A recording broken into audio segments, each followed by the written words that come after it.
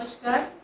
आइए सुनल जाओ आज की कहानी माया के अम्मा। आज के कहानी ई संदेश देता कि कबो हमने के केहू के ऊपर आंख मूंद के भरोसा ना करे के चाही। ना तो अनेरे रउआ दूसरा पर शक होकी, रउआ इल्जाम लगाई और यदि निर्दोष बा तो ओकरा कितना दुख लागी और ओकर जन बा मन दुखी होकी, ओकर रोइया दुखी होकी। तो रउआ नहीं जानत कि जन आग होला वो परेशान कर दी।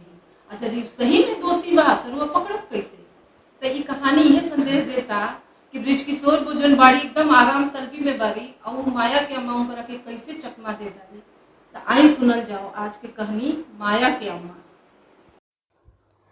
तो आई आज के कहानी चोरी के धन मोरी में सुनल जाओ। एक कहानी के घटनाक्रम बुला 1985 के नगीचे के होखी। ठीक ठीक याद बा ओह बेरा सवेरे के 10 बजल होखी। ओह मोहल्ला में एगो छोटका ट्रक आइल। बीके लाल के 4 कमरा के घर में किरदार आए रहुअन। भर मोहल्ला अपना खिड़की बरजा झिझरी में ताकत रहे। एक से एक टीक के शीशम के सामान लकड़ी के सामान उतरत रहे। काने कान खबर उड़ल कि मार्केटिंग इंस्पेक्टर हवन, नाम बृजकिशोर बाबू ह। उनकर मेहरारू खूब लमहर गोर गार देह धजा के रहली। 4 गो बाल बच्चा रहुअन। मोहल्ला में आवते धीरे धीरे मेल मिलाप बढ़ल, सबकरा से बातचीत होखे लागल। अब बृजकिशोर बाबू के मेहरारू तो काम कैले न रहली। अब मोहल्ला में अली तो पूछली कि कोनो चौका बासन करे वाली होखसन तो बताई जा। मोहल्ला के लोग बतावल लो कि माया के अम्मा बहुत बढ़िया है, कगो घर पकड़ले बड़ी, अपन शांति से काम करेली, कोनो लाग लपेट उनकरा नइखे बेसी। ठीक बा, माया के अम्मा आके बृजकिशोर बाबू के यहाँ चौका बासन करे लगली। बृजकिशोर बाबू के 4 गो छोट छोट बाल बच्चा रहुअन। सुजीत 14 साल के, नीलम कोनो 12 या 11 साल के रली, आ छवि या गोल्डी ढेर छोट रहेलो। माया के अम्मा चौका बासन करस आउ बालो बच्चा के छोट छोट बाल बच्चा रहुअन तो उनकरो देखभाल करे लगली। काहे से कि माया के अम्मा के अपन 2 गो बच्चा बड़ बड़ रहुअन लोग, आ माया जन बाड़ी नीलम के समहौरिया रली। अब वो काम करत करत मेल जोल हो गई। 6 महीना बीतल तो बृजकिशोर बाबू वो कहली कि ए माया के अम्मा, तरा जन साहेब बाड़न उनकर कोनो बहिन नहीं खे। एगो पंडित जी कहले रहन कि मुँह बोलियो बहिन होखी त राखी बानी, आ बहिन के जौनो दान पुण्य करला से तरक्की मिली, तो इनकर ग्रह ठीक रही। तो हम तरह के आज से अपन ननद बनाओ तनी, आए तू इनकरा के राखी बधिया। अब तो औरी माया के अम्मा के हो गई, चानिए हो गई। घर के मैं बढ़िया से माया के अम्मा संभाल ले रही। बृजकिशोर बाबू के मेहरारू के आराम तलबी के आदत लाग गई रहे। माया के अम्मा उनकर चौका बासन बाल बच्चा के देखल देह मिसल मैं काम करत रही। रोज रोज अब बृजकिशोर वो मोहल्ला में हे घर से हो घर में बैठी करस। एके 2 दिन बीते कि सिनेमा हॉल चल जास रही सिनेमा देखे, बाजार जाके घूमस। माया के अम्मा मैं घर संभरले रही। दिन बीतत गईल। माया के अम्मा अपन काम काज करत रही तो उनकर दोनों बेटा के बृजकिशोर बाबू सरकारी नौकरी लगवा देलन चपरासी के। खुशहाल जिंदगी चलत रहे। बृजकिशोर वो 6 मासे अपन लुगा फटा माया के अम्मा के दे देत रही। नयो किनात रहे फगुआ में, दशहरा में, दीपावली में। लइका फैका के चाहे नीलम के बढ़िया बढ़िया फ्राक कपड़ा माया के दिया जात रहे। सब केहू बढ़िया से चलत रहे ने। बृजकिशोर बाबू के भी बाल बच्चा जवान होत रहुअन लोग। माया के अम्मा के फुआ कहस लो। यही बीच एगो ऐसन घटना घटल जे माया के अम्मा के पर सबकर ऐसन विश्वास हो गई, अटूट विश्वास जेकरा के कहल जाला। भइल ई कि एक दिन भोरे भोरे माया के अम्मा घरे अइली तो देखा तरीका कि कमाड़ी तो असही उठगावल बा। पहले उ पीटत रही तो बृजकिशोर बुआ के कमाड़ी खोलस। ओ दिन तक खोलली तो कमाड़ी असही उठगावा रहे। जब वो भीतर घुसली तो का देखा तारी कि सब केहू निफिकिर सुतल बा, बाकी नीलम अपना कोठारी में नहीं खी। सब केहू के जगावल गई, अड़ोस पड़ोस में खोजाई चालू भइल। भोर से साँझ हो गई, बाकी नीलम के कौनो पता ना चलल। अगला दिन माया के अम्मा नीलम के मैं संगतिया के घरे जा के पूछली। हेने बृजकिशोर बो के दांत पर दांत लागे लागल। ऐसन तो कबो चिंते ना उनकरा लागल रहे। इज्जत हाल खातिर पुलिस में रिपोर्ट ना भइल। मोहल्ला में हे मुँह से हो मुँह बात चले लागल। माया के अम्मा ओकर दोनों भाई अपन घर दुआर के चिंता फिकिर छोड़ के शहर के चप्पा चप्पा छान मर ले जा। 3 दिन बाद शहर के एक कोना के मोहल्ला में जाके एगो लाज में धरा पकड़ा के नीलम अइली। बृजकिशोर बाबू पी के धुंध भई रहुअन। आ खीसिन उनकर हाथ में जवन चीज मिलल वही से नीलम के धुनाई भइल। मुअली के मार खैली नीलम। माया के अम्मा बीच बचाव ना कैले रहती तो ओ दिन त नीलम के जान ना बाचल रहत, मुआइए देले रहतन ब्रजकिशोर बाबू। ओही बेर से ब्रजकिशोर बो मिर्गी के रोगी हो गईली। आ ब्रजकिशोर बाबू दारू के नशा में भयंकर चूर। आ पूरा घर माया के अम्मा के कब्जा में रहे। मोहल्ला में इतना बदनामी हो गई रहे कि ब्रजकिशोर बो के कतहूँ बैठल चलल रास्ता मुश्किल हो गई रहे। अब वो अपना दुल्हा से कहली कि अजी एजा से रहल ठीक नहीं खे, एजा से ना होके तो अपन बदली करवा ली। हो भैली है ब्रजकिशोर बाबू अपन बात उत कही के आ बदली ओइजा से अपन बनारस करवा ले। जब वो बनारस जाए लगली तब ब्रजकिशोर वो माया के अम्मा से कहली कि ये माया के अम्मा, अब तो मैं घर हमार तूहे संभरले बाड़ू, तहार दोनों बेटा लोग तो कहीं न कहीं सेट हो गईल बा लोग। बड़का बेटा के बियाह कई द त माया के देखभाल हो जाई, या तू हमनी के संगे बनारस चल, 15-20 दिन पर तू चल अइह, लेकिन हमार घर तब तूहे संभरबू। माया के अम्मा मान गईली।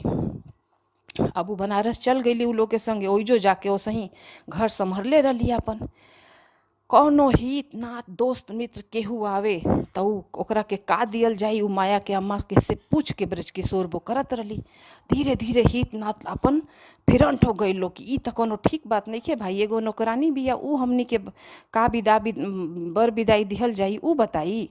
लेकिन अब उ ऐसन मती मार देले रहे, ऐसन मंत्र फूकले रहे ब्रजकिशोर पर आ उनकरा मेहरारू पर कि अब उ लोग के अकेले ना चलत रहे। मैं चीज बात खाती माया के अम्मा। खैर एजा बनारस में 2 साल बीतल। अब नीलम के बियाह खोजाए लागल कि इनकर लक्षण तो ठीक नहीं खे, ई फिर कहीं भाग पड़ा जइहें, अब इनकर बियाह कई दिहल जाए। नीलम सुनर सानर रहबे कैली तो अफसर लइका मिल गई। अब पैसा रुपया के कमी ना रहे तो दान दहेज भी बढ़िया जोन बा बातचीत भइल। अब गहना गुड़िया साड़ी फाटा खूब लुगा फाटा किना के महंगा महंगा आइल। मैं साड़ी कपड़ा पर माया के अम्मा के निगरानी रहे। गहना गुड़िया कुल अपन ताला कुंजी कुल अपना भी रखस, कहे से कि ब्रजकिशोर बो के तो मिर्गी के बीमारी रहे, वो भुला जात रही कि कहवा रखा जाता। आ ब्रजकिशोर पी के बम रहत रहुअन, जब घरे रहस तो बम रहस पी के। अब का भइल कि रिश्तेदार लोग आइल लोग अपन, लेकिन एगो दूरी बनौले रहस लोग, कहे से कि हर काम खातिर माया के अम्मा के घोरावसु। ए माया के अम्मा हई सामान, ए माया के अम्मा हऊ सामान, ए माया के अम्मा सनुक में से हई ले आवा खोल के, ए माया के अम्मा हऊ मेवा मखाना हई ले आवा। ननद खिसियास, बहिन खिसियास, अपन सब भौजाई लोग खिसिया के कुल लोग के मुँह फूल रहे। खैर नीलम के शादी बियाह गहना गुड़िया दे के बढ़िया से हो गई। सवेरे मैं रिश्तेदार लोग भी अपन चल गई लोग। हेने का होता कि माया के अपन जहाँ घर जमीन बा ओइजा गांव में उनकर पक्का घर उठ गई, शहर में 2 मंजिला घर उठ गई। अब लोग बा काने कानी बतियावे लागल कि हई चपरासी के दोनों बेटा चपरासी, माया के अम्मा नौकरानी, आई हतना तनख्वाह बा कि गाँवों में पक्का घर बन गई, शहर में 2 मंजिला घर बन गई। आ एगो जगह फिर नेव खनाता। बात बड़ा भइल कि भाई कैसे ऐसे होता।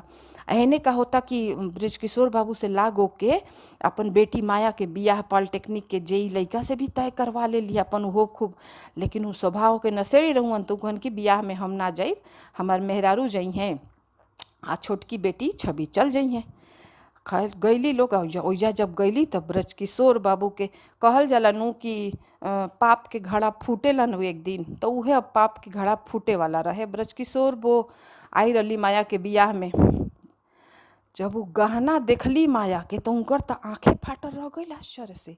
हु बहू मैं गहना नीलम के गहना लेखा रहे। मिर्गी के रोगी रही लेकिन बैकल ना नु रही। उनकरा तो बुझाते रहे कि अरे ई तो मैं गहनवे हमरा नीलमी लेखा बा। अच्छा खैर शादी ब्याह के रस्म चलते रहे। राती के जब ब्याह होता आंगन में तो का देखा तारी कि माया के बड़की भौजाई गर्दन में चमचमात हार जोन पहले बड़ी, आही दादा ई तो 1982 में ई जब गोल्डिया भई रहे तो 25,000 के ई नीलम के पापा हमरा खातिर किनले रहुअन। ई हेकरा भी कैसे आ गई, तो हु बहू हमार गहार ह। खैर अब का बोलती, ओइजा तो कुछ ना कह सकत रही। वो कहली कि तो हम अपना सनूक में के सबसे निचला तला में लुकवा के रखले रहनी है, ई हार एकरा भी कैसे आयल। अब तो कुछ ना कह पैली। अब उनकरा एक अतना सदमा लगल कि उ माया के बियाह के सबेरे ही भोर बियाह हेने होता, भोरे भोरे उनकर मिर्गी के दौरा पड़े शुरू लागल। तर ऊपर मिर्गी के दौरा पड़े लागल। कसहू माया के सबेरे बिदबर विदाई भइल आ उनकरा के लेके बनारस आवल गइल। अइली जब एजा उतनी मनी ठीक ठाक भइली। माया के अम्मा त ना आई रहली है, कैसे कि बेटी के विदाई चौथारी उथारी करे के रहे, तब बेटा लोग संगे भेज देले रहली। जब एने ब्रजकिशोर वो अपन तनी ठीक भइली त अपन चाभी खोजे लगली सनुक के। अब चाभी खोजस, चाभी मिलबे ना करे। कहाँ गइल चाभी, कहाँ गइल? लोहार के बुलावल गइल, ताला तूरल गइल। सनुक जब खोलल जाता तो ओमे राखल सोना चानी के सिक्का, नगदी पैसा आ मैं कुल हेने होने से लूटल लाटल कुल गहना गुड़िया मैं नदारत रहे। खाली ओमे पुरान कपड़ा लत्ता बूसट पाँट पड़ा रहे। ब्रजकिशोर बाबू के वो ता मारा अपन छाती पीट पीट के रोए लगली। अब का करस? तो ओकरा बाद मैं बात ब्रजकिशोर बाबू के बतावली। उहो उनकरो भौक मार देले रहे कि आही दादा ई का भइल। अब उ जल्दी से नीलम से कहली कि अपन बुची अपन मैं गहना लेके ससुराल से केहू से कहिए मत, हेजा आओ। उ जब नीलम अपन गहना लेके अइली तब माई बेटी गइली लोग सोनार की यहाँ, जौन का कहल जाला ओकर सोना के प्योरिटी जौन चेक होला उहे करे खातिर। जब जा तरी सोनार की यहाँ त का देखा तरी कि मैं गहना तांबा पीतल के निकल गई। आही दादा, आ कहल बकायदा हु बहू वही नकल के असली गहना बनवा दिहल गई रहे। अब तेजा नीलमी के भी एकदम गस पर गस आवे लगल, पसेना पसेना हो गई। कहलस माई ई का ए दादा, ही कैसे भइल? पूछताछ भइल, माया के अम्मा के बुलावल गइल, पुलिस के धमकी दिहल गइल। लेकिन लीही एने तो माया के अम्मा उल्टे ही लोग पर इल्जाम लगा दिया लोग कि ई रउआ के हम जिन अपन इतना मतलब रउआ के सेवा कईनी, अपन अपना लेखा बुझनी, हैसन रउआ सब हमरा के चोरी लगा दिहब जा। तो अब उ कुछ ना कर सकत रहन लोग, कहे से कि चोरा के पैसा आ रुपया पैसा से धन दौलत बढ़ौले रहन। तब का करतन, कहाँ जैतन, केकरा से कहतन? तो देखी ये भइल कहानी कि अब ना माया के अम्मा अपन गईली अपना देशे आ नाता रिश्ता तो कुल टूटिए गई रहे। ऐने नीलम के माई ब्रजकिशोर अपन कपार पीट के रह गईली, नाता रिश्तेदार भी छूटल लोग। मैं अपन धन रुपया जन सईत के रखले रही मैं धुआं भइल। तो ऐसे यही कहानी में संदेश मिलता कि आन पर अपना से बेसी भरोसा ना करे के चाही। आपन हित मित्र रिश्तेदार अपने होला लोग, आ दूसर का एगो औरी कि चोरी के धन जौन बानू उ मोरिये में जाला। यही से ईमानदारी के रोटी खाए के चाही।